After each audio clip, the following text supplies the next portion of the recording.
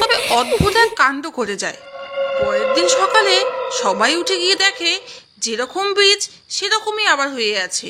মধুপুর গ্রাম খুব সুন্দর, তবে গ্রাম যেখানে শেষ হয়েছে সেখানেই রয়েছে একটা ছোট্ট ব্রিজ।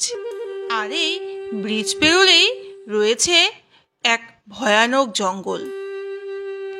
ওগো, দেখো না, আজ তোমার জন্য বিরিয়ানি বানিয়েছি। তুমি তো বিরিয়ানি খেতে খুব পছন্দ করো। ওয়াক্থু, এটা বিরিয়ানি? তুমি কি আদৌ কখনো বিরিয়ানি খেয়েছো? তুমি জানো বিরিয়ানি কিরকম খেতে হয়? তুমি এটা করে তো বিরিয়ানিকে অপমান করেছো। যখন পারো না তখন এসব করতে গেছো কেন? এত দাম দিয়ে কেনা চাল, এত দাম দিয়ে কেনা মাংস সব তো নষ্ট করে বসেছো। এগুলোকে খাওয়া যায় নাকি? কেন, কি হয়েছে? কি কম বেশি হয়েছে বলো। আমি প্রথমবার চেষ্টা করেছি, একটু কম বেশি হতেই পারে। কি হয়েছে বলো, আমি আবার চেষ্টা করব। হ্যাঁ, সেটাই তো বাকি রয়েছে। আবার চেষ্টা করে আমাকে তুমি উদ্ধার করে দেবে। এত দাম দিয়ে কেনা চাল মাংস বারবার চেষ্টা করো আর বারবার শুধু নষ্ট করো। তুমি বলবে তো কি হয়েছে? শুধু রাগ হয়ে যাচ্ছ। কি হয়েছে? রাগ হয়ে যাচ্ছ মানে? সারাদিন খাটনির পরে একটু খেতে বসেছি আর উনি চেষ্টা করে যাচ্ছে। একটু ভালো খাবারও কি তুমি আমাকে দিতে পারো না? দেখো, তোমাকে বলে রাখলাম, আর যেগুলো পারো না সেগুলো আর কখনো চেষ্টা করবে না। দয়া করে আমাকে একটু শান্তি মতো খেতে দাও। তুমি সামান্য তো বিরিয়ানির জন্য এভাবে বলছো? আমি প্রথমবার চেষ্টা করেছি, তাও শুধু তুমি পছন্দ করো সেজন্যই, আর তুমি আমাকে এত অপমান করছো। সত্যি বলছি, তুমি যদি আমার সঙ্গে এরকম ব্যবহার করো আমি সত্যি আর থাকবো না তোমার বাড়িতে। তোমাকে থাকতে কে বলেছে? এক্ষুনি বেরিয়ে যাও। তুমি মরে গেলেই আমার শান্তি। এই ঘটনার কিছুদিন পরই গ্রামে কিছু অদ্ভুত অদ্ভুত কাণ্ড ঘটা শুরু হয়ে যায়। গ্রামের অনেক লোকজনই ব্রিজ পার করে জঙ্গলে যায় কাঠ আনতে, আরো অনেক কাজেই যায়। তবে ইদানিং যে জঙ্গল যাচ্ছে সে আর ফিরে আসছে না। গ্রামের সবাই বলা বলি শুরু করেছে এ ব্যাপারে। এই শিবু, তুই কিছু শুনেছিস? কি ব্যাপার? আরে হ্যাঁ, আমি শুনলাম এ নিয়ে নাকি 3 জন গেছে ওই জঙ্গলে আর ফিরে আসেনি। হ্যাঁ রে, আমিও তো সেটাই শুনলাম। তারপরে আবার কি জানিস, ওই ব্রিজের ধারে যদি দাঁড়াস সুন্দর সুন্দর নাকি খাবারের গন্ধ পাওয়া যায়। কিন্তু একবার যে ব্রিজ পার করে ওপারে গিয়েছে সে আর ফিরে আসে না। এরকম তো আগে হতো না। ব্যাপারটা কি বলতো? আরে, এগুলো ব্যাপার কি আর তুই আমি বলতে পারবো? এগুলো মোড়লকে জানাতে হবে। মোড়লই দেখুক কি করতে পারে। হ্যাঁ, আজকে আমরা গ্রামে সবাই ঠিক করেছি আজ সবাই মোড়লের কাছেই যাব। এরপর সবাই মিলে মোড়লের বাড়ির দিকে চলে যায়।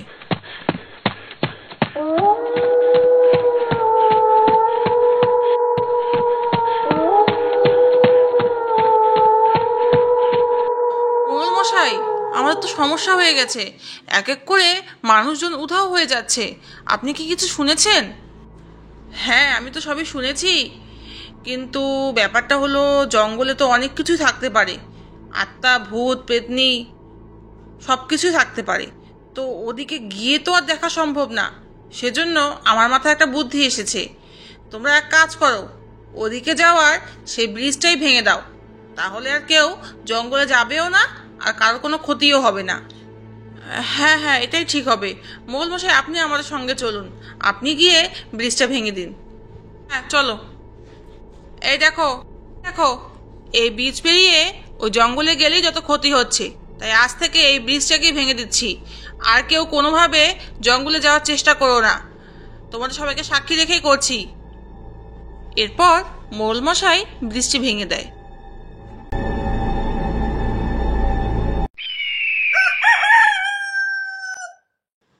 তবে অদ্ভুত এক কাণ্ড করে যায়। পরের দিন সকালে সবাই উঠে গিয়ে দেখে যেরকম ব্রিজ সেরকমই আবার হয়ে আছে।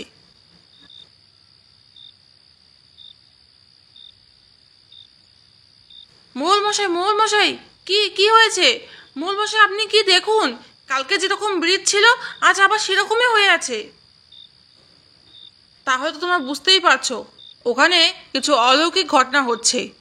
ব্রিজ যখন ভাঙার পরেও আবার আপনা আপনি হয়ে গেল, তাহলে ওইদিকে যাওয়া কোনোভাবেই সুবিধার হবে না। তোমরা পুরো গ্রামে জানিয়ে দাও আজ থেকে কেউ আর জঙ্গলে যাবে না। এরপর যদি কেউ জঙ্গলে যায় সে তার নিজ দায়িত্বে যাবে। কি গো গিন্নি, অমলের তো অনেকক্ষণ আগেই আসার কথা। অমল তো এখনো ফিরলো না। আর অমলের সঙ্গে কথা হয়েছে, ও স্টেশনে নেমে গেছে, কিছুক্ষণের মধ্যেই চলে আসবে। আচ্ছা, তোমার সঙ্গে একটা কথা আছে, শোনো। ও অমল তো কিছু জানে না, ও তো এতদিন বাইরে ছিল। গ্রামে যা সব ঘটনা ঘটছে, তুমি ওকে একটু সতর্ক করে দিও, ও যেন কোনোভাবেই জঙ্গলের দিকে না যায়। এক তো তোমার ছেলে তোমার মতোই জেদি, ও কি আর আমার কথা শুনবে? আর এগুলো বাইরে থাকে বিশ্বাসও করবে না, সেসব তুমিই বলে দিও। বাবা, আমি চলে এসেছি। বাবা বাবা, তুই ভালো আছিস তো? শোন, অনেকটা রাস্তা পেরিয়ে এসেছিস, এখন একটু স্নান ধান করে খেয়ে নিয়ে আরাম কর। বাবা, একটা কথা ছিল, তুই গ্রামের মধ্যে ঘোরাঘুরি করিস, কিন্তু ওই জঙ্গলের দিকে যাবি না। আমাদের গ্রামে অনেক অলৌকিক ঘটনা ঘটছে, তাই তোকে বললাম যেখানে যাস জঙ্গলের দিকে কিন্তু যাবি না। কি অলৌকিক ঘটনা? আজকালকার দিনে এসব কেউ বিশ্বাস করে বাবা? বিশ্বাস না করলেও এটাই সত্যি। তুমি যখন না করেছো, তাহলে ওখানে শিওর কিছু মজার ব্যাপার রয়েছে, আমার তো যেতেই হবে সেখানে। তুই কি ফিরে এসে আমার হাতে মার খেতে চাস? শোন, একদম বেশি বাড়াবাড়ি করিস না, যা এখন গিয়ে খাওয়া দাওয়া কর। কিন্তু অমল আর কোনো কথাই শোনে না, সে খাওয়া দাওয়াও করে না, স্নানও করে না, সে ওই রকমই বেরিয়ে পড়ে ব্রিজের দিকে। আরে দাদা, আসুন আসুন, দেখুন কি সুন্দর বিরিয়ানি, অনেকদিন পর আমার দোকানে কেউ এসেছে, খেয়ে দেখুন, ভীষণ টেস্টি। ইস বাবা, তুমি এখনো এরকম? সরাসরি বললেই হয় যে এখন মার হাতে রান্না খা, পরে গিয়ে বিরিয়ানি খাস। আসুন দাদা, আসুন আসুন, বসুন। আমার হাতে বিরিয়ানি আপনি না খেলে বিশ্বাস করতে পারবেন না কতটা টেস্টি। যে গেছে সে স্বর্গে চলে গেছে। তাই নাকি? তাহলে তো একবার খেয়ে দেখতেই হচ্ছে। ঠিক আছে ঠিক আছে, দাও আমাকে এক প্লেট। এই বলে অমল যেই না বিরিয়ানির প্লেট হাতে নিয়েছে, তখনই সেই মহিলা অদ্ভুতভাবে পেতনি হয়ে যায়। আর এটা দেখা মাত্রই অমল সেখানেই পড়ে গিয়ে মারা যায়। না, সত্যি এই বেচারাও আমার হাতে বিরিয়ানি খেলো না। সত্যি আমার হাতে বিরিয়ানি কেউ পছন্দ করে না। কি গো, অমল কোথায়? ওর ঘর থেকে এলাম, ও তো ঘরে নেই, কোথায় গেল? কি গো, অমল জঙ্গলে চলে যায়নি তো? এরপর অনেক খোঁজাখুঁজির পরও অমলকে আর খুঁজে পাওয়া যায় না। অমলের মা বাবা বুঝে যায় অমল ঠিক জঙ্গলেই চলে গেছে। এরপর মনের দুঃখে অমলের মা ও বাবা তাদের রাজপ্রাসাদের মতো বাড়ি ছেড়ে এক পুরানা বাড়িতে থাকা শুরু করে। একদিন অমলের বাবা একাই ঘরে বসেছিল, ঠিক সেই মুহূর্তে উড়তে উড়তে এক পাখি তার কাছে এসে হাজির হয়। আমি আপনার সাহায্য চাই, আপনি কি আমাকে সাহায্য করবেন? কেমন পাখি রে বাবা, এ কথা বলে কেন? তোমাকে আমি কি সাহায্য করব? মশাই, আমি জানি আপনার ছেলের সঙ্গে কি হয়েছে, আর গ্রামে যে অলৌকিক ঘটনাগুলো ঘটছে আমি সেগুলোও জানি। বললে তুমি জানো আমার ছেলের সাথে কি হয়েছে? বলো বলো, কি হয়েছে? আসলে মোড়ল মশাই, এসবের পিছনে আমারই ভুল, আপনি আমাকে ক্ষমা করে দিয়েন। কি বলতে যাচ্ছ একটু স্পষ্ট করে বলো। গ্রামে যে অলৌকিক ঘটনাগুলো ঘটছে তার পিছনে রয়েছে আমার স্ত্রী।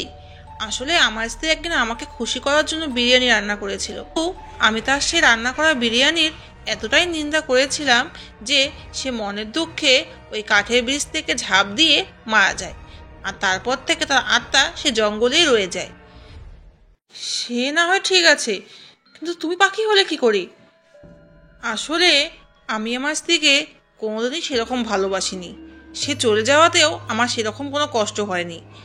একদিন আমি দোকান থেকে কিনে এনে মনের শান্তি করে বাইরে বসে বিরিয়ানি খাচ্ছিলাম, আর আমার স্ত্রীর আত্মা সেটা দেখে নেয়। তারপর সে বলে ওঠে, আমার রান্না করা বিরিয়ানি ছেড়ে তুমি এই বিরিয়ানি খাচ্ছ? আমি তোমার এরকম অবস্থা করব, তুমি আর কোনো বিরিয়ানি খেতে পারবে না। তারপর সে তার শক্তি দিয়ে আমাকে পাখি করে দেয়। আর আমার স্ত্রী জঙ্গলে গিয়ে বিরিয়ানির দোকান দেয়, যেটা কাঠের ব্রিজে এপার থেকে বোঝা যায় না, ওপারে গেলেই বোঝা যায়।